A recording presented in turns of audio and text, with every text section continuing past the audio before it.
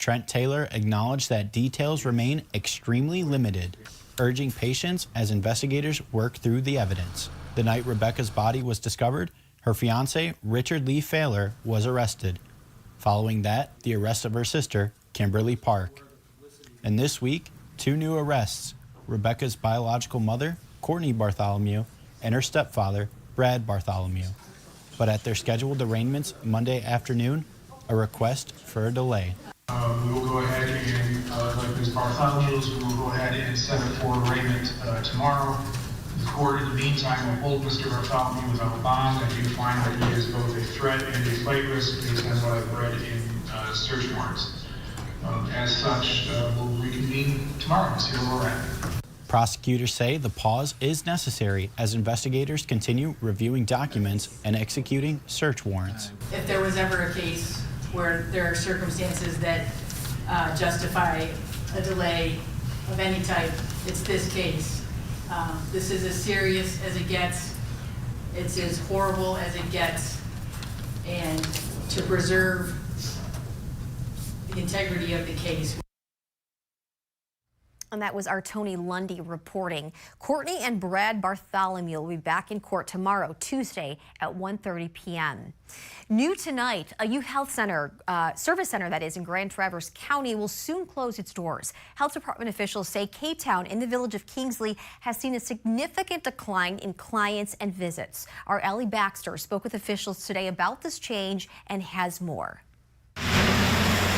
Since 2010, K-Town, a satellite youth health clinic, has sat in the heart of the village of Kingsley, serving as a bridge to bring youth health services closer to home. At the time, you had to travel all the way into Traverse City, which doesn't sound too burdensome, but when you're talking about healthcare, to have to travel 20, 25 minutes every time for an appointment, it just wasn't really effective. But a lot has changed in the last 15 years since K-Town joined the community, including the building of a primary care down the road and the shift in the village's demographics. There's a little higher socioeconomic status in the Kingsley area. There's older population in the Kingsley area that may not be seeking adolescent services. Grand Traverse County Health Officer Mike Leahy describes it as a slow decline. As of September 2025, only 8 new clients had been seen at K-Town. Are we missing something? As Leahy explains, although K-Town isn't being used as much,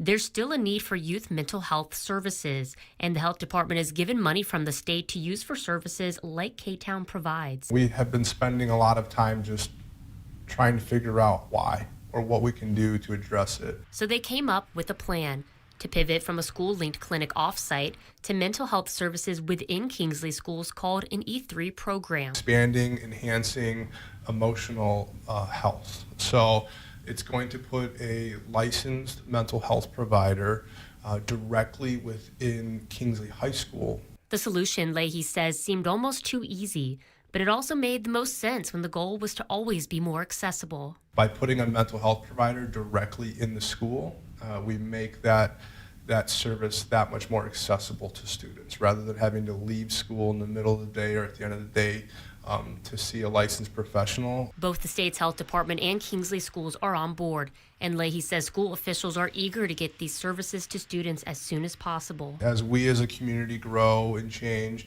the way in which we deliver services has to change. Otherwise, we'll be stagnant, and we can't have that.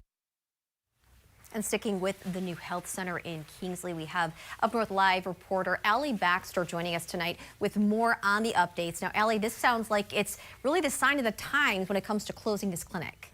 Yeah, a little bit, just in noting the shifting demographics, not just of the Kingsley area, but of Grand Traverse County as a whole, as the health officer was describing it. He said, 20 years ago, it was a place where you would, start a family, or you would go to maybe find a little bit lower cost of housing, and that was where you would grow your family. But 20 years later, those children have grown up, and there's not really the need for those youth mental health services anymore, or people have kind of aged out of the services that are provided there.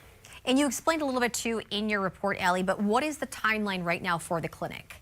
Right now, they are going through a hiring process. Really, they were telling me today that we want to get this started as soon as we possibly can. We want, the county's help. We want the State Department's help as well. We want to be able to make sure that we can go ahead and get this started as soon as possible. So really, it's going to be when the hiring process is complete. And what would that mean next for students in the Kingsley area who did rely on this, although, a smaller amount, but where does that put them as far as services? Yeah, so they would be able to actually have those services come a little bit closer to them if they are students who are already in the Kingsley area. They were telling me today that actually there are some youth that aren't in the Kingsley area that we're using that as well. But if you are in the Kingsley area, then that service is literally coming into the schools now. So if you need a referral, if you need any of those mental health services, they're going to be located within the school itself. So a lot closer than going to the downtown area to use those. That's kind of what they were saying is, our whole goal was always to be accessible, and we are now even more accessible by being in the schools with some of the students. Good news for the students for sure with that aspect. And are there any steps that people who did use the clinic need to follow as far as, closing any loops or following any steps before the closing of the clinic? I believe the health department is in communication with those people as far as, if this is something that you still wanted to utilize, here are some ways that you can still get some of those mental health services provided. And I believe it was also like an overall health services for youth in general. This specifically in the schools is going to be really focused on mental health, just because there has been so much change in the Kingsley area that really does address youth health services as a whole. And there isn't really that gap in services anymore for that specifically. And Allie, you may have mentioned this already, but as far as the medical staff at the clinic, will they be going elsewhere? Is there kind of a plan for them? I'm not sure exactly. I believe it was health department staff that was going out there. So either they will be relocated to the schools or they will be doing something else within the health department itself. Okay. Allie, thank you for that. Again, our Allie Baxter giving us the very latest on the Kingsley Health Center that is set to close. You can find more information on Allie's report by going to our website, UpNorthLive.com. Well, there are certain ages where under the law you can do a few more things. At 16, you can legally drive. At 18, you can vote. And at 21, you can legally drink. And here in Michigan, get a concealed pistol license. But a Michigan lawmaker is pushing to change that last one. He's proposing legislation that would allow 18-year-olds to conceal carry, a move that is some might, or you could imagine, some are very vocal supporting it. Others are in opposition with this. Our Mark Shillette has the latest. My young adult daughter was murdered at her place of employment in broad daylight with customers and coworkers present in the building. The gunman then took his own life, changing the lives of two families forever. And that's how Gail Duncan found herself as a member of Moms Demand Action, and more recently found herself testifying in Lansing against this. I urge members of this committee to please oppose House Bill 4586 and prioritize the safety of our communities by focusing on proven solutions to gun violence prevention. She says this would lower community safety. Supporters say it would have just the opposite effect.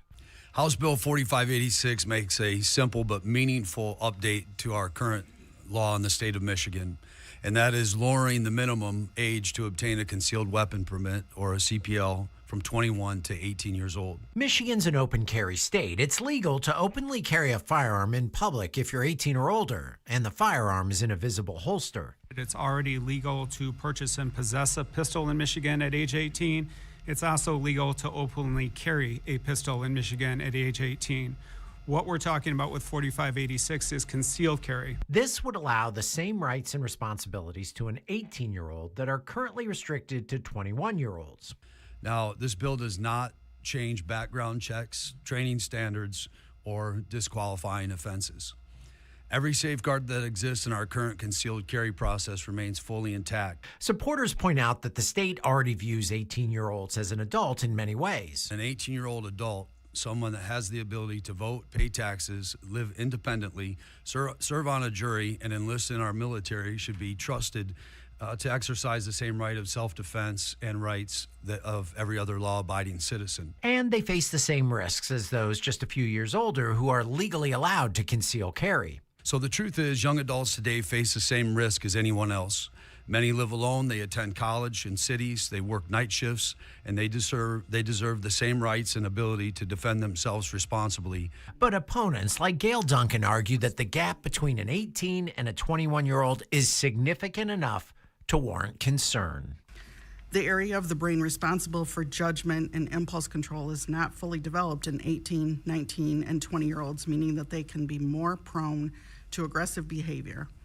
Decades of scientific evidence demonstrate that adolescents and young adults make riskier decisions than adults.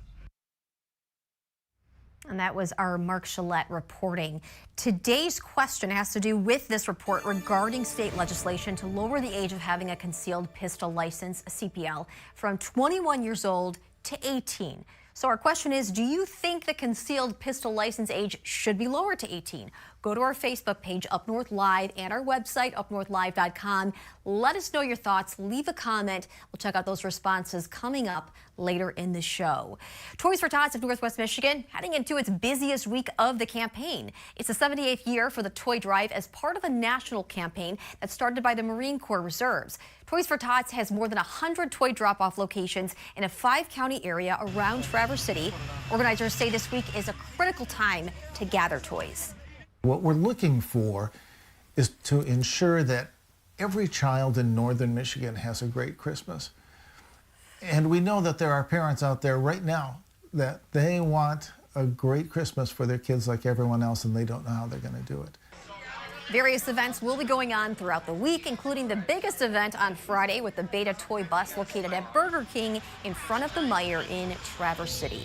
And we do have a complete list of those collection events on our website. Simply check out UpNorthLive.com. And stay right here. We're going to take a look at your responses to our question of the day. Don't forget to check our Facebook page and our website, UpNorthLive.com. And of course, Joe will take a look at more lake effect snow to see what areas could see more snow coverage coming up after the break. I'm Jada Johnson from Big Boys TV, and the Fish and Game Report is sponsored by Johnson's Propane.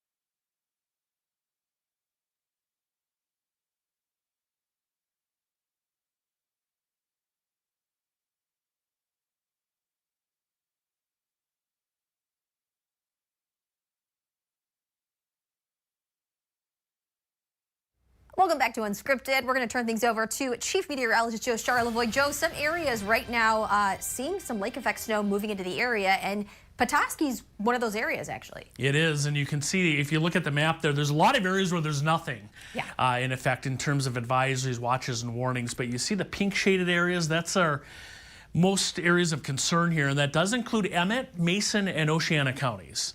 We have winter storm warnings in effect until early tomorrow morning. Locally heavy lake effect snow tonight. Now, there's going to be narrow areas, a pretty narrow area who will see the most of this, but that's where we're looking at. Ludington's included in this, Petoskey, Pellston, Pentwater as well. And then in the purple counties, including Sheboygan, right around Cedarville, Mackinac Island, all the way down toward Manistee, a winter weather advisory until early Tuesday morning. Lake effect snow, not as much snow, but could be some tough travel, low visibility there. We're starting to see this set up, and the reason is we have actually a southwest wind, and that usually pushes the snow up along the lakeshore and then up into the straits. And the tip of the Mitt counties, parts of Mackinac County is a little closer look at some of that snow now. Around Muskegon, inching up toward Ludington, which could see maybe up to 7 inches of snow tonight there in Mason County. And then this is that band of snow coming from, well, the Glen Arbor area over Northport, Charlevoix, and then funneling in there around Harbor Springs, Petoskey, to around Pellston, and then into the Sheboygan area. So again, north of Indian River up toward the Straits currently is where that band of snow is. You can see the wind right now generally out of the south, but it's more of a southwest wind that will kind of push that snow northward overnight tonight. Here's how that looks. And again, you can see the snow, the highest, the darker purple shading from Ludington right along Lake Michigan, and then through the Straits and tip of the Mitt. And that's why those advisories and warnings are in effect. Elsewhere, away from that, not as much snow. This will kind of taper off tomorrow. Things become much more unfavorable for lake effect snow tomorrow. And then watch upstream. This is tomorrow night. There's our next round of snow. This is a little clipper coming in from Canada. That's up in Alberta right now. That'll drop in here during the day Wednesday. Another round of light snow. And then, no surprise, some lake effect snow kicks up behind that then going into the day on Thursday. A lot of zeros and ones on the map. If you're in Newberry, no issues with this tonight, tomorrow. Sault Ste. Marie, Alpena, pretty quiet. But it's right along the lakeshore. So again, Ludington, Manistee, Frankfort, up to a half a foot of snow possible, extending into southern Leelanau County and then Emmett County. Especially the highlands there on Nubbs Knob, Boyne Highlands, that area up toward Pellston, especially north of M68 in Emmett County. That's where most of the snow will fall tonight through the day tomorrow. Then kind of active weather after that. Friday, a little clipper comes in, maybe some lake effect snow showers Saturday and Sunday. You can see that as we look ahead toward next weekend. And then even into Monday and Tuesday, chances for snow at times continue. Tonight, lake effect snow kicks in. Again, we just showed you that mainly near Lake Michigan, a southwest wind. Tomorrow for Tuesday, the UP, a few flurries in the morning, then partly cloudy, and actually a pretty quiet day. Snow showers will continue in the Straits area, especially Emmett and Sheboygan counties before ending in the afternoon. Otherwise, snow, scattered morning lake effect snow comes to an end. Upper 20s and low 30s is about the max tomorrow for high temperatures. Big Rapids, Reed City 28. Extended forecast, well, each day we've penciled in that chance for some snow. A clipper Wednesday, snow showers Thursday into Friday, bit of lake effect snow Saturday. No real big warm up. Again, most days, Melissa, highs in the 20s coming up here. Chilly weather. I thought it was cold already, but we're going to get even colder. looks like, especially by Thursday. Yeah. All right, thanks for that, Joe. Coming up, Sports Director Harrison Beebe brings us an update on where things stand in college basketball. All of that coming up next in sports.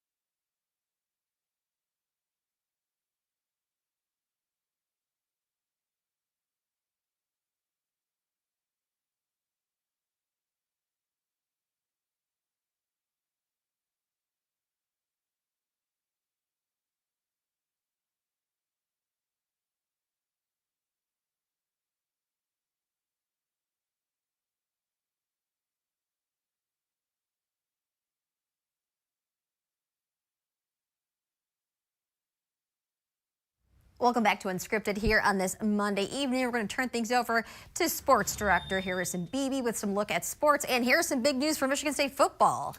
That's correct, Melissa. We've learned in the last hour or so, and the rumors have kind of trickled out over the weekend that this was going to be the guy, but the Spartans and their athletic department making it official. Pat Fitzgerald is now going to be the next head coach for Michigan State football. He'll have his introductory press conference tomorrow on the campus of East Lansing, and it's kind of ironic. I'm wearing purple today. I swear it wasn't planned that way. Wow. Just so happens to go. Fitzgerald, famously the head coach of the Northwestern Wildcats for 17 seasons. So Michigan State fans are well aware of his work, and taking a Northwestern program that's maybe known more for academics than it is athletics, and making them not so much of a contender, but definitely getting the most out of his results and with the players he had in Evanston, Illinois. So optimism is high that this will be the right hire. I believe rumors are circulating it's a 5-year deal that he'll get. Okay. And this is something MSU really needs. You know, Mark D'Antonio, that era is now well removed from the Michigan State rearview mirror here after now Mel Tucker's failed experiment for multiple reasons that we won't get into, and now this most recent coaching hire of Jonathan Smith in 2 seasons, just not really delivering what MSU wanted, especially in 2 seasons in this highly competitive world of college football. So we'll talk a little bit more about Pat Fitzgerald's hire tomorrow after that press conference. For now, Melissa, let's talk about college basketball. It is that time of year. We're basically slowly wrapping up the college football season, and Michigan State season done. Michigan will have a bowl game, but check out these college basketball polls. Both the Wolverines and Spartans ranked top 7 in the nation right now, coming off huge wins a week ago during Feast Week. Melissa, Michigan dominated their Las Vegas Feast Week tournament. They beat 3 teams by a combined 110 points. So the Wolverine momentum is at an all-time high when we're talking about college basketball. Now, the problem is we're still several months removed from March Madness, and really, where is the best time to play your best college basketball before you win a national championship? But you take those results, no doubt, if you're a Wolverine fan at the moment. But Michigan State can't sleep on them. 7-0, Tom Izzo doing great things with that roster that was, at the bottom of the top 25 polls to start this year. They'll get a good test this week with the Spartans. They play undefeated Iowa tomorrow to start Big Ten play, and then they've got a big one with top 4 team in Duke on Saturday, but that'll be at the Breslin Center, so good showing for them. All right, at the Breslin. Harrison, thank you so much. Of course, we'll have more highlights coming up at 11 with Harrison talking about the big news for Michigan State. Also, though, check out our question of the day. We do have it posted on our Facebook page, Up North Live, and our website, UpNorthLive.com. We have over 200 comments right now. We would love to hear from you. Check it out. Let us know your thoughts. We're going to check in with some of those responses coming up. Salon services are furnished by Epiphany Advanced Academy in East Acme.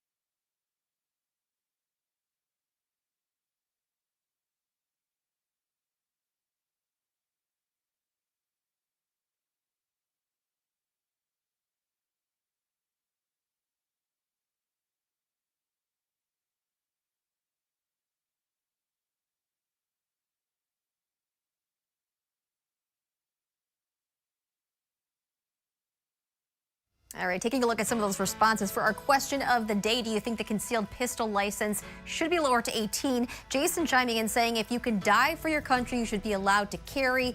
Everything should be 18 or else they shouldn't or they aren't allowed until 21. Nicholas chiming in saying no. Federal statute states that you must be 21 to purchase a pistol, so concealed carry should follow suit. Let us know your thoughts. Check those out. And thank you for tuning in today. We will see you on Up North Live News at 11. Until then, have a great night.